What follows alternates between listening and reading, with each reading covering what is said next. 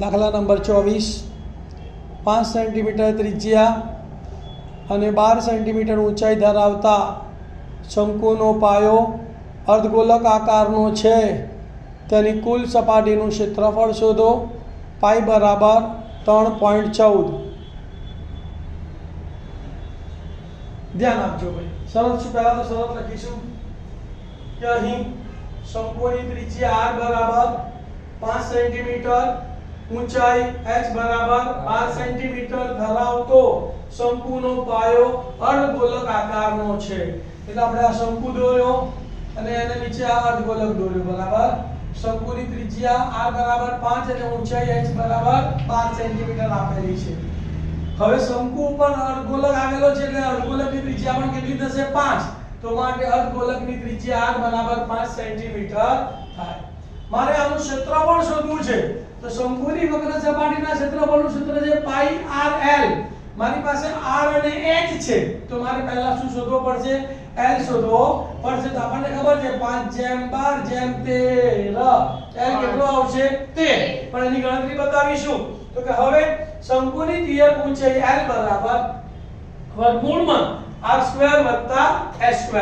r એટલે 5 અને h એટલે 12, તો વર્ગમૂળમાં 5 નો વર્ગ વત્તા 12 નો વર્ગ.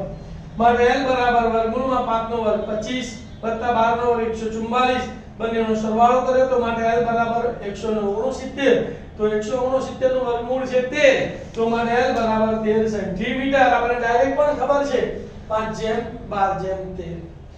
બધા માપો મળી ગયા. હવે ડાયરેક્ટ તેથી કુલ સપાટીનું ક્ષેત્રફળ તો બરાબર શંકુની વક્ર સપાટીનું ક્ષેત્રફળ વત્તા અર્ધગોલકની વક્ર સપાટીનું ક્ષેત્રફળ.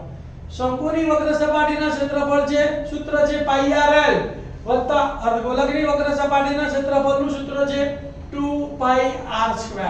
નજર નાખો બંનેમાંથી પાઈ r અને પાઈ r કોમન નીકળે છે, તો અહીંયા પાઈ r કોમન કાઢ્યો, અહીંયા વધ્યો l વત્તા 2r.